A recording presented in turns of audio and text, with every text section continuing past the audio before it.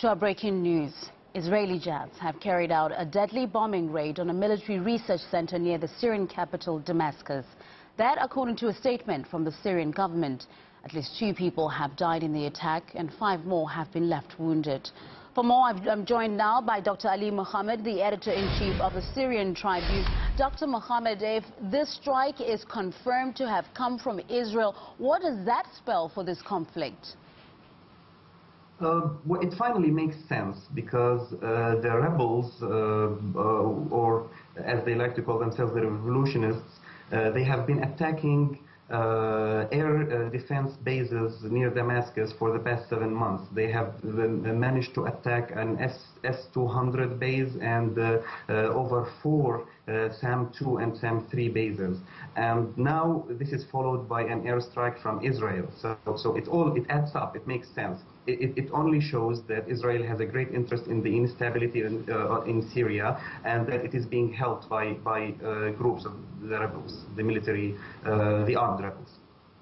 And why a military research center of all places? Care to hazard a guess here? Why do you think they targeted that particular center? Well, it's pretty clear. It's the center that they are afraid of.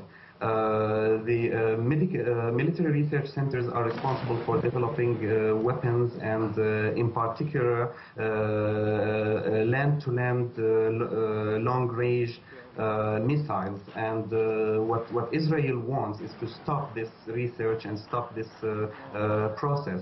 And of course, Israel will claim that this is connected to the chemical weapons arsenal, but this is of course not true, because nobody stores chemical weapons in a research center.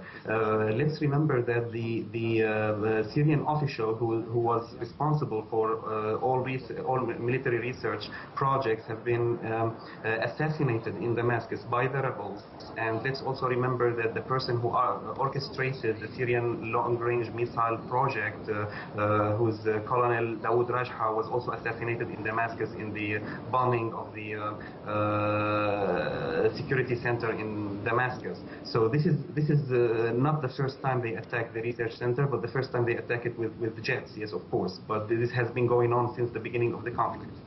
We know that Israel has made it clear that its main priority is making sure that Syria's chemical arsenal doesn't fall into the hands of the rebels.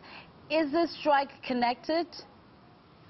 Of course, they will try to connect the strike to the chemical weapon arsenal in the media, but this is, of course, nonsense. And everybody who lives in Syria and knows a little bit about research centers, or who has some relatives who work there, they know that this is not at all about chemical weapons. It is about stopping the Syrian scientific military research project, and it's about breaking the link that will help them overcome the Lebanese resistance and the Palestinian resistance strength, because they know that the research center is somehow connected to the resistance and to the whole situation in the Middle East. Would you say that this strike, if it happened, be seen as direct outside intervention? And will Syria be able to retaliate? Can it afford to retaliate? First, yes, it is a direct, of course, it is a direct intervention. These are enemy jets that hit a target inside Syria, so they are definitely so. But what pains us as Syrians is that this attack was prepared for by people who call themselves Syrians and call themselves revolutionists and call themselves pro-democracy and better Syria by destroying the Syrian air defense bases and allowing Israel to be able to do this. Now, will Syria retaliate? 100% yes, but this could be in other forms. It's not necessarily a direct attack, but Syria has been known for retaliating through other ways in the long term. For example, I would expect Syria to provide the Lebanese resistance forces with more weapons to retaliate, because they know this is what Israel fears the most, and I think this will be the form of retaliation. Do you think this will open the door for others to think they might be able to take a swing at Syria now? When I say others, I mean those who are pro the rebels.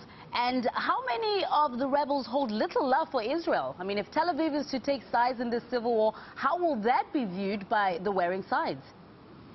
To answer your first question, I hope that there will be enough reasoning in the whole area for people to not do that. Because if Syria managed to absorb this attack, when the Syrian government feels that it's under a wider attack, it will definitely take other measures. And I am hoping that Turkey or Qatar or other rebel supporting forces will be wise enough not to take any further steps. To answer your second question, this is left for time to see, but I am not sure if